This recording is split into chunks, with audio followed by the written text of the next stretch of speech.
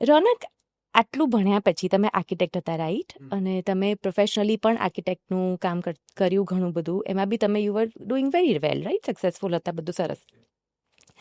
અચાનક એવો કયો એક મોમેન્ટ હતો જ્યારે એવું થયું કે એક્ટિંગ કરવી છે? કારણ કે તમે થિયેટર બી કર્યું છે, હે ને? એટલે થિયેટર હું કરતો જ તો ઓકે, અલોંગ સાઈડ. સાયમલ્ટેનિયસલી. હા, હું લગભગ સ્કૂલમાં હતો ત્યારે જ્યારથી મેં મારો પહેલો પ્લે કર્યો ત્યારથી I was continuously acting. Okay. પછી ઓફિસ, એટલે ઓબ્વિયસલી ભણવાનું સાથે ચાલતું હતું, પછી ઓફિસ સાથે ચાલતી હતી. પણ અમારું પ્રોફેશનનો સારો પાર્ટ એ છે કે it's not a 9 to 5 job, it's a 5 to 9 job. તો 9 to 5 ઓફિસ કરી અને પછી ઇવનિંગ્સમાં અમે લોકો રિહર્સલ્સ કરીએ, વર્કશોપ્સ કરીએ અને નાટકો, શોઝ કરીએ. તો એ મને બહુ ગમતું હતું પહેલેથી. સો એ તો હું કરતો જ તો. ફિલ્મ્સ બહુ ઓનેસ્ટલી મેં ક્યારે શોધવાની ટ્રાય નથી કરી કામ ફિલ્મ્સ. ફિલ્મ મને એક ઓળખાણ થ્રુ કોઈક મારા ઓળખીતા કરી રહ્યા હતા અને એમણે મને અપ્રોચ કર્યો અને મેં હા પાડી. બિકોઝ આઈ કુડ, તે એ વખતે એવું હતું કે બિકોઝ મારા ફાધર, હું હવે મારો બ્રધર પણ, અમે લોકો same, we work together, we use to work together. Okay. તો અમારું એડવાન્ટેજ એ હતું કે અમારામાંથી કોઈ પણ મહિનો 1.5 મહિનો રજા લેવી હોય તો લઈ શકતા હતા, કારણ કે અમે લોકો એક જ ઓફિસમાં હતા. Knew each others work and everything. તો એવી રીતે મેં ઘરે વાત કરી કે ભાઈ આવી એક ફિલ્મની વાત આવી છે તો કરી રહું છું, કે હા કરી લે, વાંધો નહીં. એવી રીતે ચાલુ થયું અને પછી જસ્ટ વધી આગળ કામ, એક કામ પછી બીજું ત્રીજું. સરસ. તો તમારે એવું ના થયું કે કોઈક વખત તમારા ફાધર સાથે કે તમારી મધર સાથે, તમારા મમ સાથે કોઈ આ પ્રકારનું કોઈ ડિસ્કશન થયું લાંબુ? તમારે ચબૂતરો મૂવી જે છે એમાં કેવું ફૂડ ટ્રકની બહાર કેટલો સરસ તમારો ડાયલોગ છે, રાઈટ, તમારા ડેડ સાથેનો. તો એ ટાઈપનું કોઈ કન્વર્સેશન ક્યારે? હા, ઘણીવાર. એટલે જ્યારે એમને એવું લાગવા માંડ્યું ને કે યાર આ વધારે હવે આ તરફ ગાડી વળી રહી છે, તો ત્યારે એમણે ઓબ્વિયસલી એને કન્સર્ન થાય જ, સ્વાભાવિક છે. સો ત્યારે થતા હતા એવા ડિસ્કશન. પણ હવે તો હવે એવું છે કે they are like my biggest cheerleaders. હા, એ લોકો they come for all my films.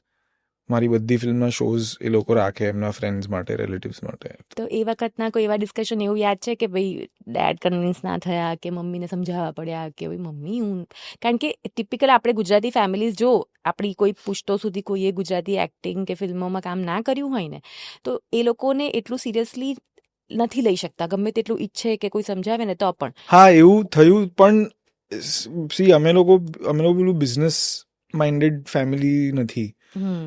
મારા મધર પ્રોફેશનલ છે, ફિઝિયોથેરાપિસ્ટ છે, અને we all belong to a design background. So creativity ક્યાંક ને ક્યાંક સમજાય તો છે બધાને. પ્લસ મારા પપ્પાને બી ઘણા બધા શોખ છે, મારા ભાઈને બી ઘણા બધા. એ બહુ સરસ મ્યુઝિક વગાડતો હતો, હવે ઓછું વગાડે છે, પણ હી યુઝ ટુ પ્લે 2-3 ઇન્સ્ટ્રુમેન્ટ્સ વગાડતો હતો અને કમ્પોઝ બી, એટલે હોબી તરીકે પણ એ કરતો હતો. સો એ ક્રિએટિવ એંગલ તો છે જ મારા ફેમિલીમાં. સો એ ક્યારેય મને બહુ સમજાવવાની જરૂર ના પડી. હા, એક પેલું અનસર્ટન્ટી વાળી વસ્તુ હોય ને, કે મિડલ ક્લાસ ફેમિલીની માઇન્ડસેટ હોય કે પહેલાં આપણે વર્સ્ટ કેસ સિનેરિયો જોઈએ કે ભાઈ કંઈક બગડ્યું તો મારે એ પછી કાઉન્ટર કે પણ આવું થયું તો હાઉ, કે યુ વર ક્યાંક ને ક્યાંક મનમાં કન્વિન્સ્ડ હતા, રાઈટ, કે ના હવે કરવું જ છે, હવે ફિલ્મો વધારે કરું. એટલે ફિલ્મો મળતી ગઈને હું કરતો ગયો. ઓનેસ્ટલી એવું મને ફિલ્મ કે થિયેટર કે એવું, મને એક્ટિંગ ગમતી હતી. સો મને નાટક મળતું હતું ત્યારે હું નાટક કરતો હતો, મને ફિલ્મ મળી ત્યારે મેં ફિલ્મ. હવે પાછું ફિલ્મ જો નહીં મળે ને નાટક મળશે તો હું નાટક કરીશ. સો હા, હવે કદાચ પેલું પ્રોફેશન છોડ્યા પછી થોડી ડિપેન્ડન્સી વધી ગઈ છે, પણ while I was doing office ત્યારે I was very free. In fact I use to not do theatre for money, I use to do it for free. કારણ કે હું મારા ટાઈમ માટે, મારી હેપીનેસ માટે કરતો હતો અને ફ્રેન્ડ સાથે કરતો હતો. સો એમ બી એવા કોઈ પ્રોફેશનલ પ્લેઝ હું નહોતો કરતો. પણ આઈ થિંક એવું હોય ને કે તમારી પાસે કોઈ એવું તમારું એક પ્રોફેશન હોય, રાઈટ, કે જેમ કે તમે આર્કિટેક્ટનું કરતા હતા, એ તમારામાંથી ક્યાંય જવાનું નથી, એટલે એક એવી અનસીન અનનોઈંગ સિક્યોરિટી આપણી અંદર હોય કે તમે જેમ કીધું ને કે ભાઈ ફિલ્મો ઓછી મળશે તો વચ્ચે એકાદ પ્રોજેક્ટ આર્કિટેક્ટનો બી ક્યાં નથી કરાતો, અને you are so lucky in a way કે તમને એક્ટિંગ સાથે પ્રેમ છે, નહીં કે ફિલ્મો સાથે. એટલે ફિલ્મો ના મળી તો સ્ટેજ કરી શકો, એટલે એક્ટિંગની જે મજા છે એ તમે you will be happy with that. અને એ કરતાં વચ્ચે તમે જેમ કીધું કે એક બ્રેક લેવાનું બી મન થયું, નહીં મળે એવું તો નહીં જ બને, પણ બ્રેક લેવાનું મન થયું માની લો, તો you can always go back to architecture, right or no? See કોઈ બી પ્રોફેશનમાં ટાઈમ અને ડેડિકેશન હોવું જરૂરી છે.